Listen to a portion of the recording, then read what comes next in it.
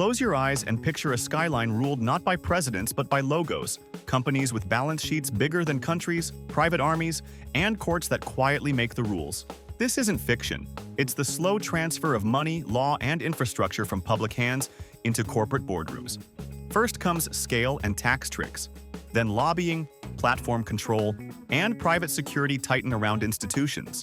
Next, corporations build cities, issue money, and run private justice. We're already past the halfway mark on a 10-step path toward corporate sovereignty.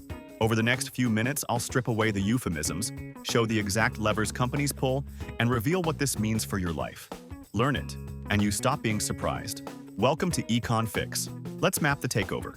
Level 1. Corporate economies, companies bigger than countries. The shocker: a single corporation can now be economically larger than entire nations. Corporate balance sheets, revenues, and market capitalizations dwarf the GDPs of many states. That matters because money is power. And when a company controls revenue flows larger than a country's government, it gains leverage over supply chains, labor markets, and political bargaining. Apple, Microsoft, Amazon, and other giants frequently trade places with the world's largest national economies when measured by market value or revenue. At times, Apple's market capitalization has exceeded the GDPs of dozens of countries. This isn't rhetorical, it's arithmetic. Asset size and cash generation enable companies to underwrite research, lobby globally, and underprice competitors in ways states cannot match. Level 2. Tax arbitrage, the shell game that funds sovereignty. Big money is one thing. Keeping more of it than rival states is another. Tax arbitrage is the bridge that converts scale into political independence.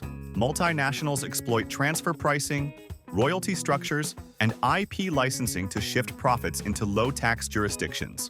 The result: while citizens fund public education, highways, and health systems by paying progressive rates, some corporations report effective tax rates that are a fraction of what typical households pay. That difference is not trivial. It's power.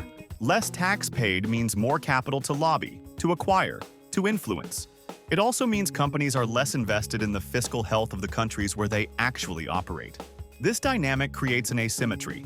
Societies pay to produce the rule of law environment and human capital that corporations rely on, yet corporations can increasingly refuse to reciprocate proportionally. Level 3. Private diplomacy and lobbying. Money plus mobility produces influence, and influence becomes policy.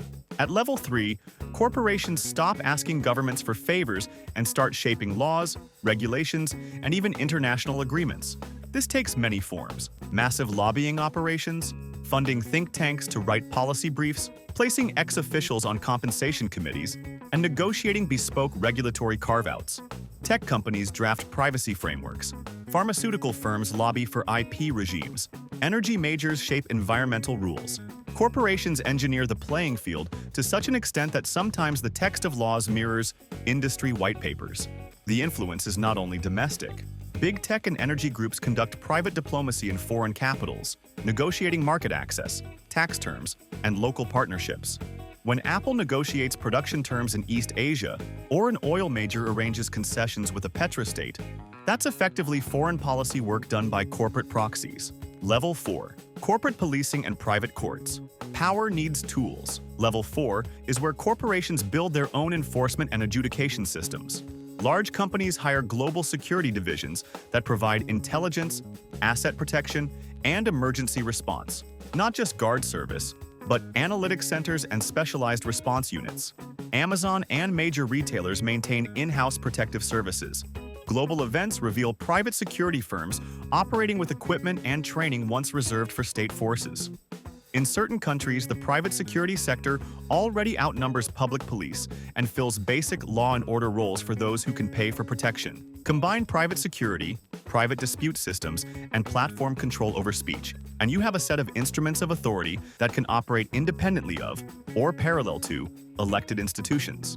Level 5. Cities built by corporations, from company towns to corporate polities. Level 5 is where corporate influence becomes geographic and physical. Corporations, alone or in partnership with sovereign funds, are now planning and building entire cities. Ambitious projects like 𝐿𝐈 in Saudi Arabia or private proposals such as 𝐂𝐿𝐴 illustrate how corporations and ultra-wealthy patrons aim to design urban spaces with bespoke governance, tax, and legal arrangements.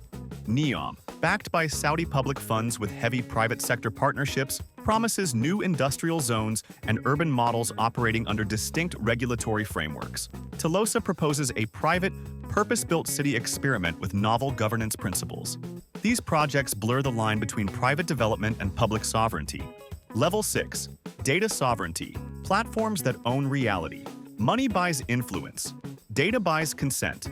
At Level 6, a handful of platforms control the raw material of modern power, personal data, search histories, purchasing patterns, location trails, biometric signals, aggregated, modeled, and monetized, give corporations a predictive authority over human behavior. This isn't just targeted advertising, it's the ability to shape choices. Think about it. An ad algorithm that knows when you're likely to buy a house, a commuting app that knows where you'll be every morning, a social feed that can amplify or bury political messages. That's governance by recommendation. Platforms already decide which news stories trend, which products succeed, and which views are amplified. When content moderation is enforced by private community standards, those platforms are setting de facto laws for billions. Level 7. Corporate currencies, money issued by firms. Currency is a primary sovereign prerogative. At Level 7, corporations build private money and payment systems that reduce dependence on banks and central banks. This isn't hypothetical.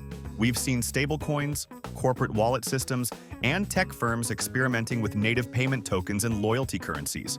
When a company can price, settle, and enforce transactions inside its own ecosystem, it captures monetary seigniorage, the profit from issuing money, and the economic surplus of its users.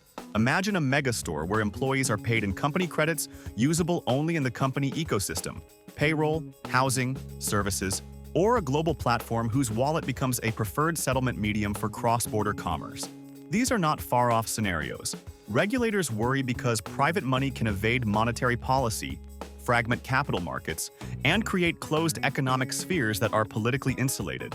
Level 8. Private citizenship and gated economies. Level 8 is the socio-political one. Private citizenship. Historically, company towns gave employers outsized local power. The new model is subtler. Membership ecosystems that bundle work, housing, healthcare, schooling, and entertainment into a paid citizenship. Membership platforms, private education networks, corporate healthcare plans, gated residential enclaves, and exclusive work visas create layered civic experiences.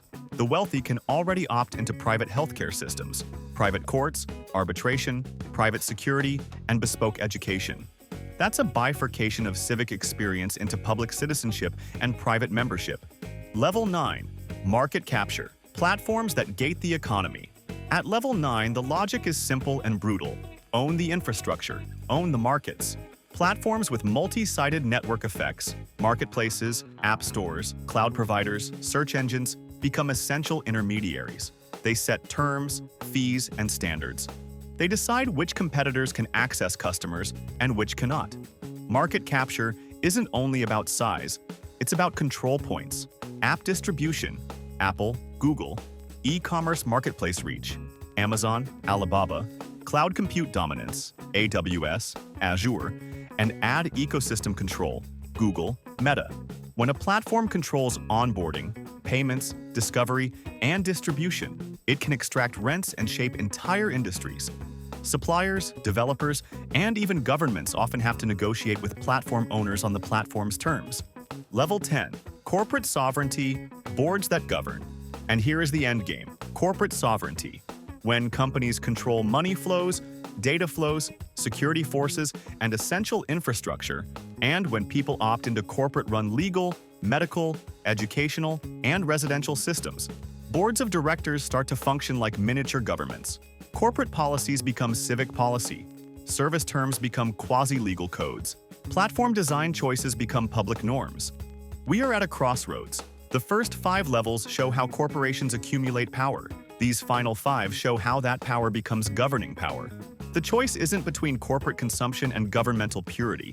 It's about whether democratic institutions will adapt, regulate, and reclaim essential public functions, or whether convenience and private capital will quietly privatize citizenship itself. If you want more of these cold-eyed maps of power, subscribe to EconFiX. We'll keep decoding how money, law, and tech reshape your life and what you can do about it.